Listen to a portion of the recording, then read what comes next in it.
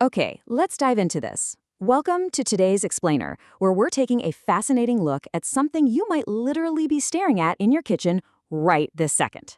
We all love bringing a little bit of nature indoors, and the money plant? Well, it's easily one of the absolute most popular choices for home decor. It's vibrant, it's green, and it's got a fantastic reputation. But as it turns out, where we place it matters a whole lot more than we might realize. Today, we're breaking down the surprising truth about one very specific, incredibly common placement, and that's putting your money plant right on top of your refrigerator. Be honest, do you also keep your money plant on the refrigerator to save space? Look, it is such a relatable home decor habit. Kitchens are famously short on counter space, and that big, flat, empty surface up there on top of the fridge just seems like the perfect, logical spot to rest a trailing plant. I mean, it keeps the leaves out of the way while you're cooking, and it adds this really nice pop of color to a big, bulky appliance. It just makes total logistical sense, right? But as you'll see, this purely practical decision might actually be working against the very reasons you brought the plant home in the first place. Which brings us to Section 1, the Vastu significance, or why we bring money plants home to begin with. See, the money plant isn't just considered some pretty ornamental houseplant. In Vastu Shastra, which is the traditional Indian system of architecture and design, this specific plant holds immense significance. It's widely believed to be this powerful magnet for positive energy. People intentionally bring it into their living spaces because it's strongly associated with attracting happiness, promoting financial growth, and generating a continuous flow of prosperity. It's basically a living, breathing symbol of wealth and well-being. But, and this is a massive but, Vastu also teaches that every object, every direction, and the energy associated with them matter deeply. The plant can really only provide these amazing benefits if it's thriving in the right environment. And that leads us to Section 2, the space compromise, when decor meets convenience.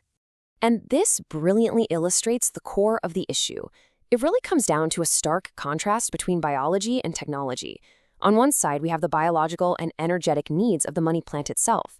Because it's a living organism, Vastu suggests it desperately needs a calm, balanced, and highly natural environment to properly grow and project all that positive energy. Now, flip to the other side, and we have the reality of the refrigerator.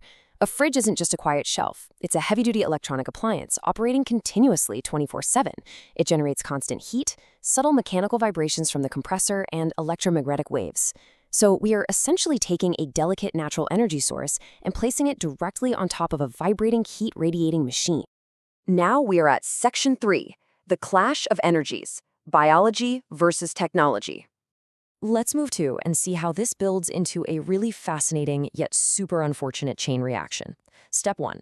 The constant heat and electromagnetic waves coming off the fridge directly disrupt the plant's natural energy and physical environment. It's just constantly stressed out.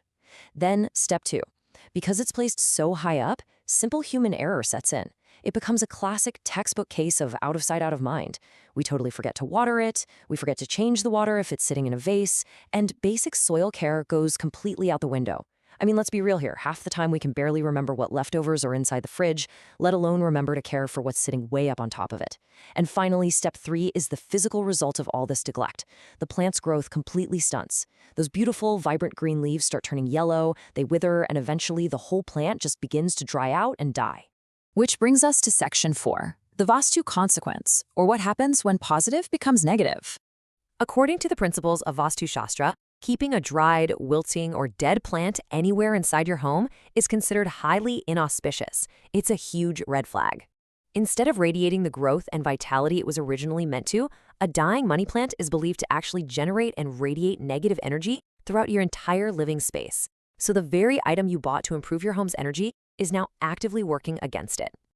So, the crucial point is perfectly captured in this powerful thought from our sources. A dried money plant is a symbol of financial difficulties, mental stress, and instability in the home. Really think about that for a second.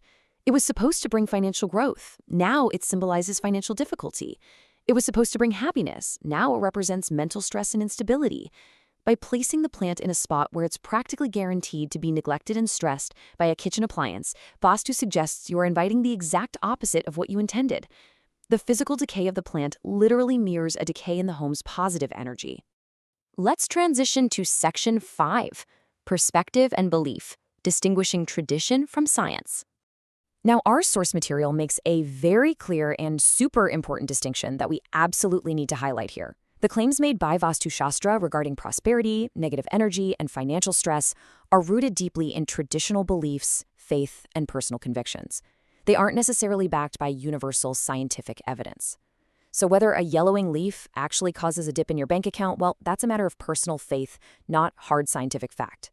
However, from a purely logical botanical standpoint, we definitely know that putting a plant on a hot, vibrating appliance where you're bound to forget to water it is just plain bad for the plant's biology. It turns out the science of plant care and the tradition of Vastu actually completely agree on the final outcome here. The top of the fridge is simply a terrible place for a living thing to thrive. So, knowing all this, will you rethink where you place your plants? Whether you follow the energetic principles of Vastu Shastra or you just want to keep your houseplants green and healthy, the evidence strongly suggests that using the top of the refrigerator to save space is a compromise that just isn't worth it.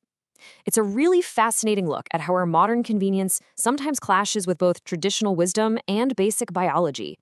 Do me a favor, take a look around your kitchen today. Your money plant might just be begging for a new, calmer home. Thanks for joining me for this explainer, and I'll catch you next time.